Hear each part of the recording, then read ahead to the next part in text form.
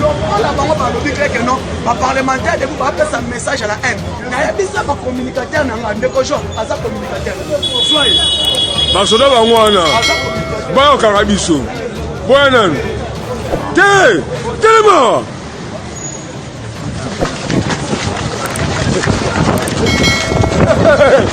tala mbango oyo kabuya momi parlement debout.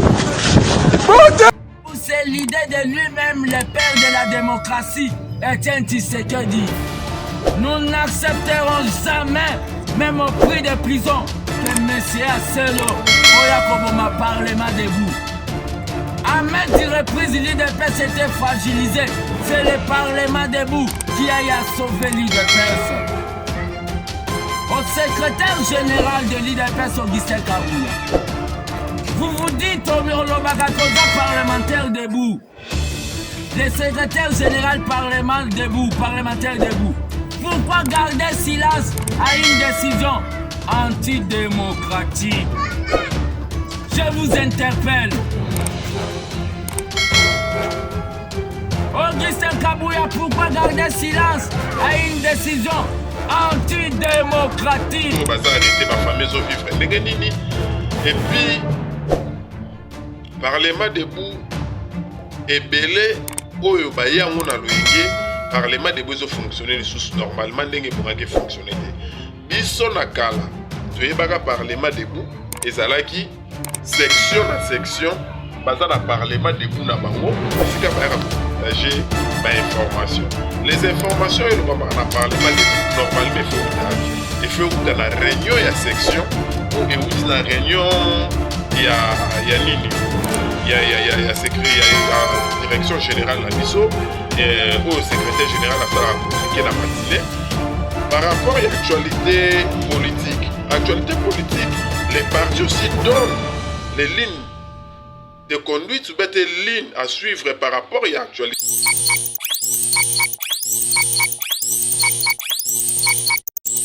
Merci beaucoup internaute na biso ya Chira Bakayemba TV boza partout dans le monde vraiment lelo na plateau nanga nazanga morote nazana mwasi mbinga Stéphanie Weto liko nango ya pembe donc c'est bon nga na moniere boyeto lobela mingi mamba IDPS mbilinga ekoti Gilles Muniere bon nga na moniere Gilles Muniere bakangiye tokomeka koyeba pourquoi bakangi Gilles Muniere vraiment ndeko na biso pe nani fils Mukoko basali opération il paraît que maman Olive Moutou a joué en charge l'opération ndeko na ngai moi simbinga omoni ngo ndenge nini en attendant tozwa godembi ya yemta ko expliquer biso oui mais fils Mukoko vraiment a sali accident vraiment nazaki sur place na moni fils Mukoko basali accident opération a sali accident basali opération likolo na batie libende azu pena problème ezate que oluka mbongo mais azana kati ya ndaku mikolo moya kotambo ezate bato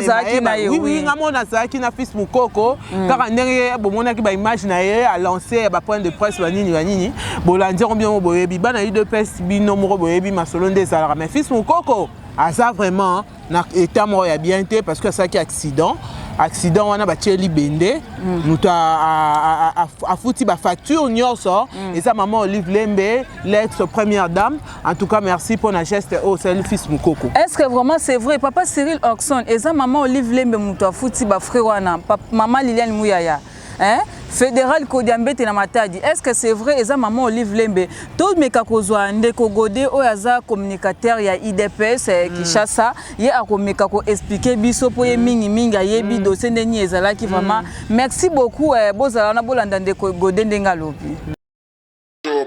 Bonjour madame Chira quand on benga à la hâte et que il y a des choses et photos mais qu'on peut éclairer. L'effort éclairer Bandeko. Bonjour aussi la grande famille de diaspora comme ici à Kinshasa. Information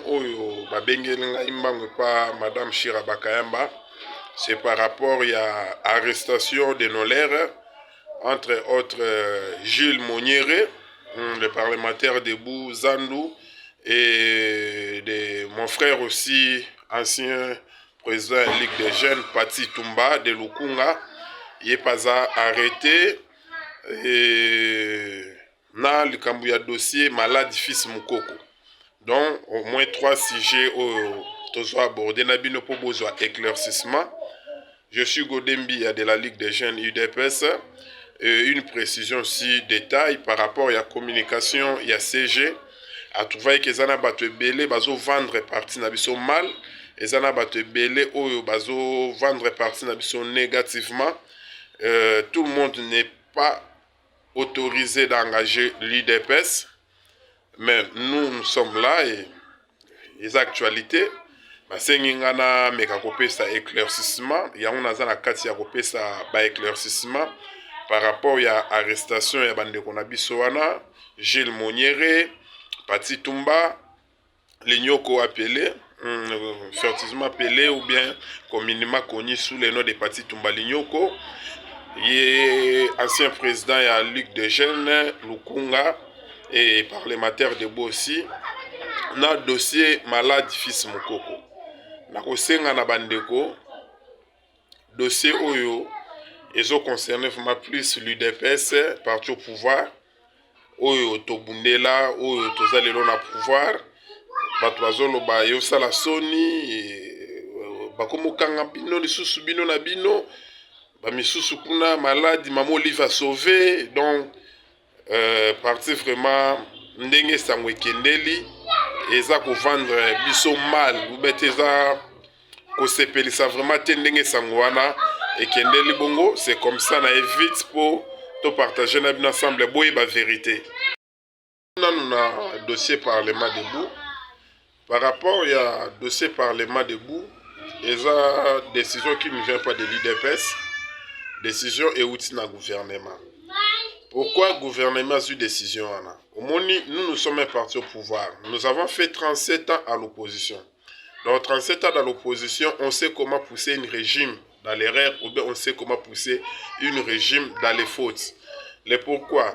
Lobby n'a landi déclaration il y a Kagame. Je crois que c'est l'émission Moro. Tout ce que Kagame a lobby par rapport à la guerre il y a M23, par rapport à l'existence M23 dans le Congo. Maintenant, il y a des choses où il y a des choses de manière bien. Tout le monde a dit que machette, bazo contrôler mituka ou bazo luka Rwandais. Ce qui n'est pas admissible. Alors que Toroko tombé dans le piège, il y a que Kagame a raison à niveau de la communauté internationale, qui est la violation de la charte des Nations Unies, qui est violé les droits de l'homme et les droits des citoyens et des populations ou marginalisation ya peuple moroboye ou bien ya etini moroboye. Batali sikoyo batu wana tango ba marché ki na ba machette et tout consort balobi eza batu ya IDPS. Quelque parlement de boupé balobi moi message ya xénophobie salamaki. Il faut pas dire message tribal parce que quand on parle des Rwandais, ils sont pas des ethnies où ils ont se retrouver dans le Congo parce que message tribal c'est entre des ethnies et des tribus. Mais comme ça, le message contre d'autres populations, il y a nation Moussousou, il y a xénophobie.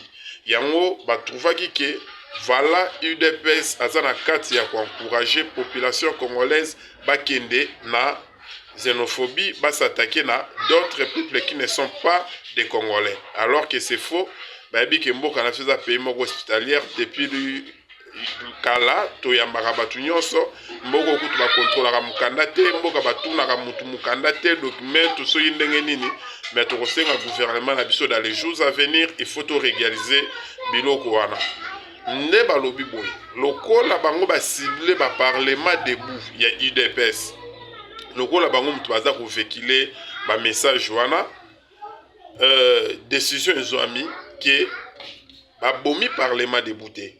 Je précise, babomi parlement débouté, balobi ke na climat où tozanango, na moment où tozali, ba parlementaire debout, bazwana no congé parlementaire. Mais ebimi congé moko un peu forcé parce que ce n'est pas de leur volonté. Mais mboka nde ba yebi loko bazwe les décisions là. Ba parlementaire debout, bazwana no congé parlementaire. Mais ebimi congé moko un peu forcé parce que ce n'est pas de leur volonté. Mais mboka nde ba yebi loko bazwe les décisions là. Nous sommes l'UDPS bien sûr, mais nous n'allons pas marcher au-dessus des institutions où biso moko toza censé à diriger. Balobi ko kanga mayande ko Gilles Moniere na kokangama ya ndeko na biso le président Pati Tumba, il paraît qu'ils ont pas obtempéré na mobeko wana. Mais au-delà ya wana, bato bameki pe ko commenter makambo na sens mususu balobi non, il s'attaquait au CG Kabuya, il parlait des choses sur lui par rapport à ndenge bango balingeli parti kendele boye boye. Mais wana eza makambo na biso interne. Et tout que soit pas décision interne. Si c'était le CG ndazo qui décision wana directement ya kolobake ba parlement debout et CG le sousté tout que s'attaquer na yubete batwenga ba s'attaquer na même mutazu décision c'est le ministre de l'intérieur. Donc il a engagé la République. C'est que na ba parlement debout à la Mouka, na ba parlement debout à IDPS, na parlement debout ce qui est FCCP ce qui est Salama parce que biso ne to bazali, si biso ne to pesa ranzela, boyoki ke batwana nyonso lelo ba bandeko critiquer parlement debout, mais ba commencer l'effort bien sûr ba kokate, mais ba ngope pas na ba parlement debout na ba. Les situations au boyoki bakangi ndeko Gilles Moniere, bakangi ndeko Pati Tumba et d'autres présidents, mais ce qui concerne biso interne ngana kosenga na CG Kabuya na opposition toaki na bolingo makasi, on était des frères, tomela ba maya chassé place moko nde bandeko baloba kosombi maya 50 mais tokaboli batumi bale batumi sato pouvoir na ba avantage ya pouvoir et kabola bisote.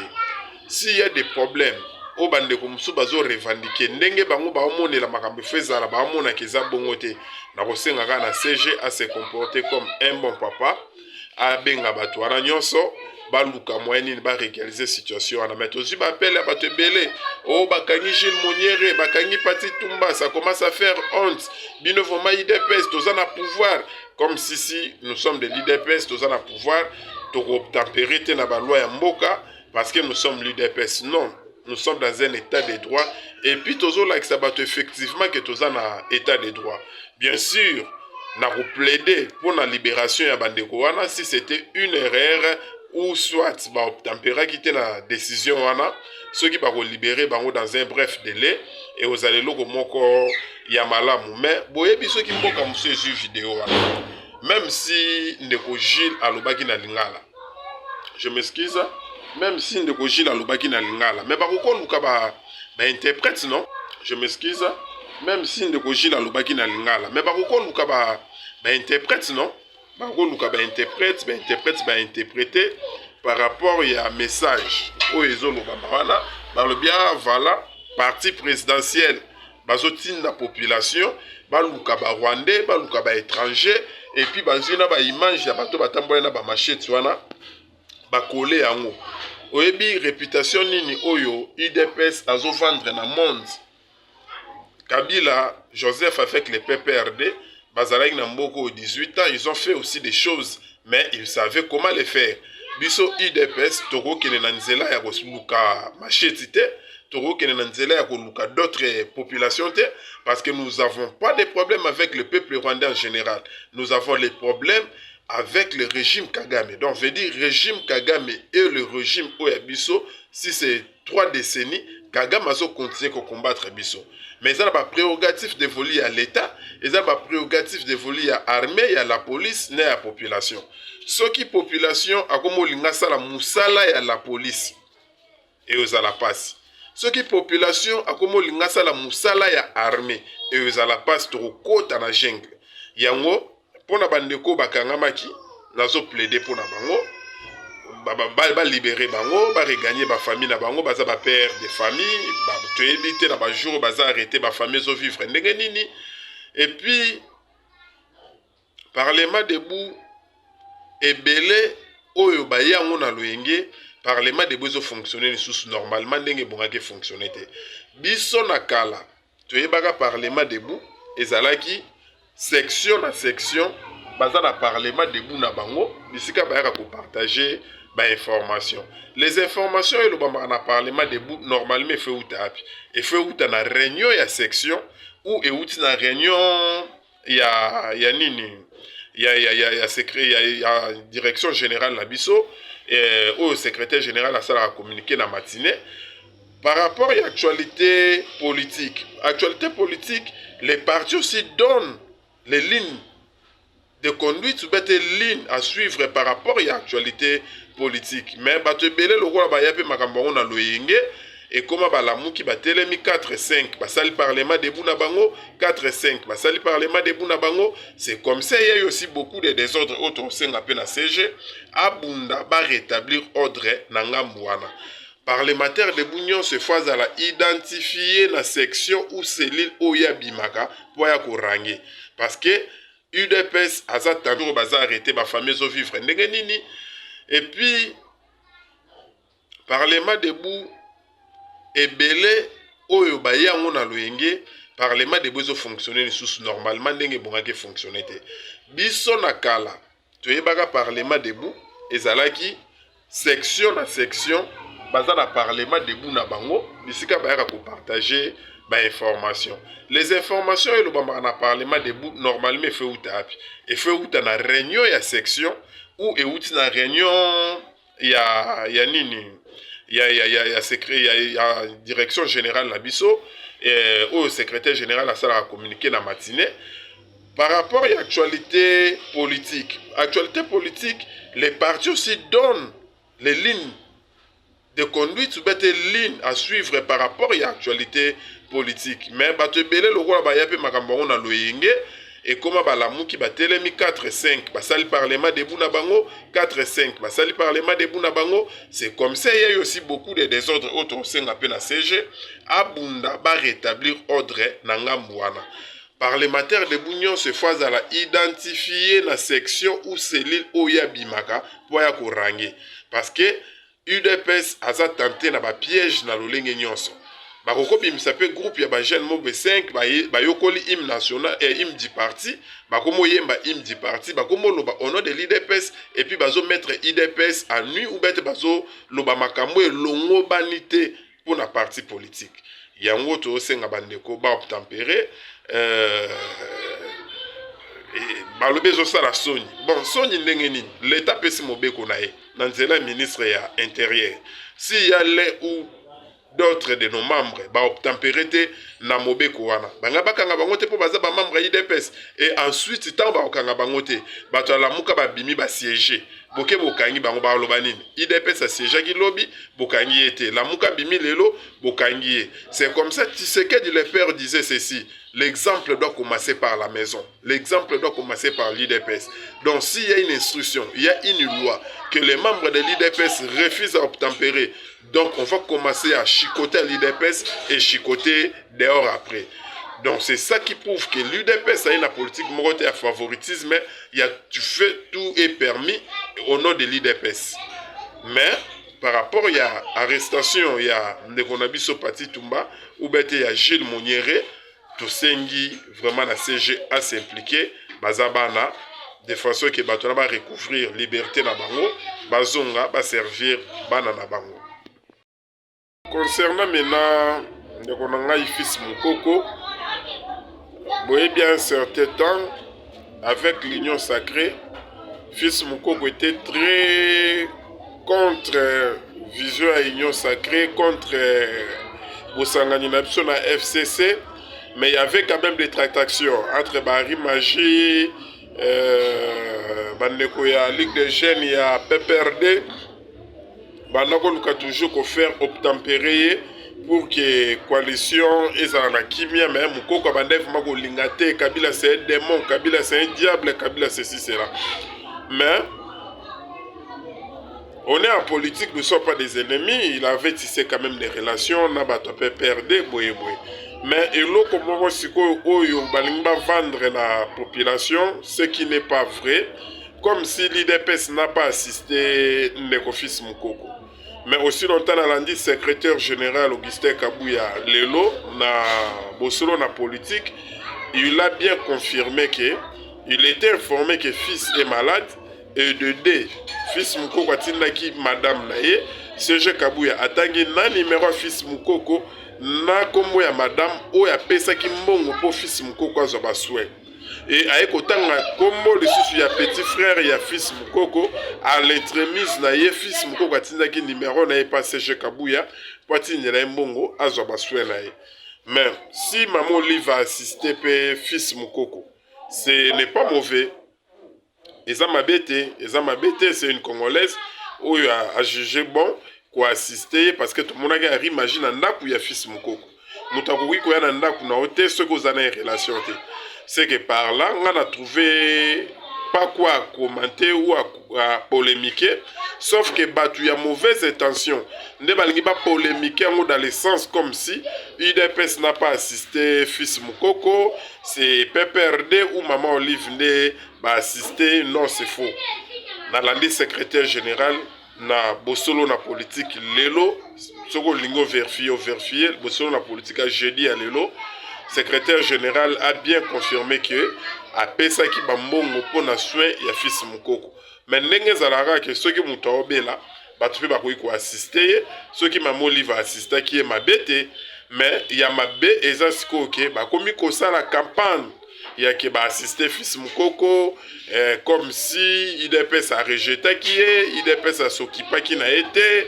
boy voilà neto moni yango mabe ya koloba ki il dépêche à qui pas qui était secrétaire général le dit batu ba ko assister ceux qui maman Olive assister qui est mabete mais il y a mabe ezasiko ke ba komi ko ça la campagne il y a qui va assister fils mukoko comme si il dépêche à rejeter qui est il dépêche à s'occuper qui n'a été boy voilà neto moni yango mabe ya koloba ki il dépêche à qui pas qui était secrétaire général le numéro 1 du parti il a bien confirmé qui a pesa ki mbongo pona ba soin ya fils mukoko ceux qui maman Olive assister qui peut d'une manière ou d'une autre ezala ngo pe mabete ya to polémique je crois aussi ba éclaircissement la ba sujet nyonso bonga ki to solana bino je profite à saluer mon papa Doucouré immortel en Suisse na pression beauté je salue aussi papa Oxon papa Cyril Oxon na niveau ya Bruxelles na pression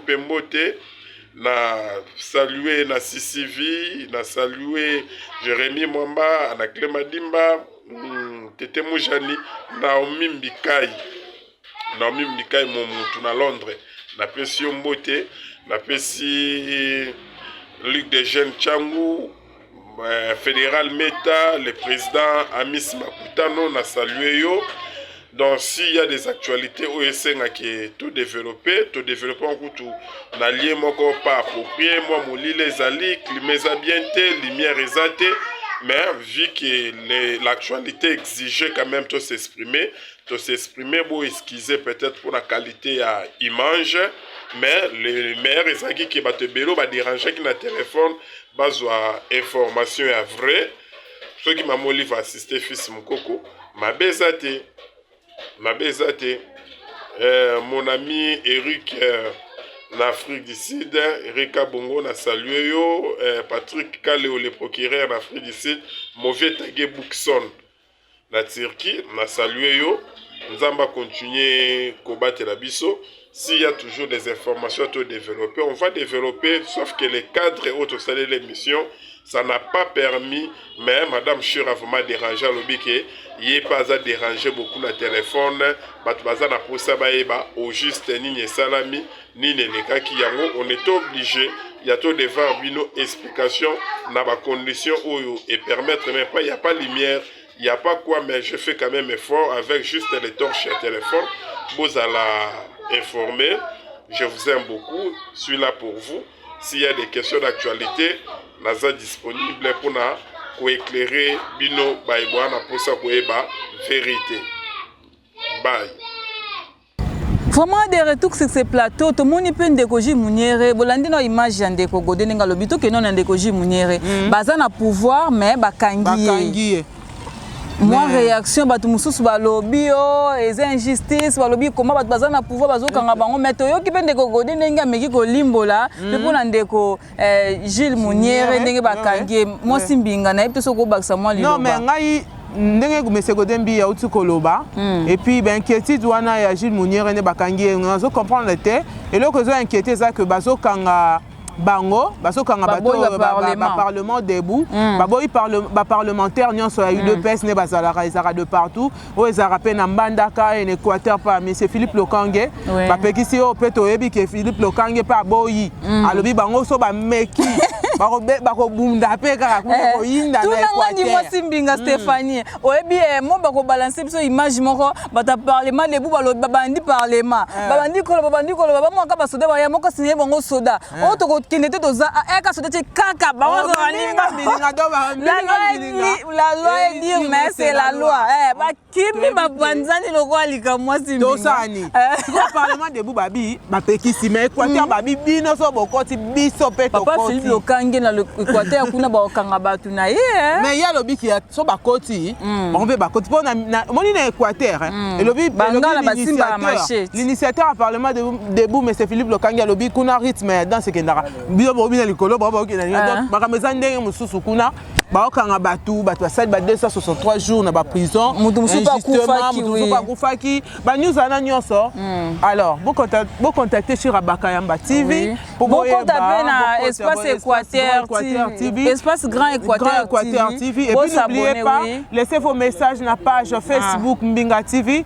Bon luka boye ba oezoleka et puis toroyamba bino prochainement. Bino moboya bien bisabiso. Bokota na kati ya plateau ya Shira. Bokota na plateau na po bino moboloba. Vraiment, merci beaucoup. Quelques salutations, hein, malgré. Ah oui, salutations. Je vais saluer l'excellence Didier Boudimou de l'hydrocarbure, maître Dorothée Madia, Doudou Bachala. Alors, te belé, bois kabazali, mais to bois kabane, to bois kaba honorable. Monsieur le ministre, le vice-gouverneur Jekoko Moulumba. Alors, kaba honorable. Kaba honorable. Honorable ni Soutoboaka. L'honorable Géry Dikala. Oui. L'honorable sénateur Papi Bazego. Oh oui. Futur ministre Papa Kodiambete na Matadi vraiment.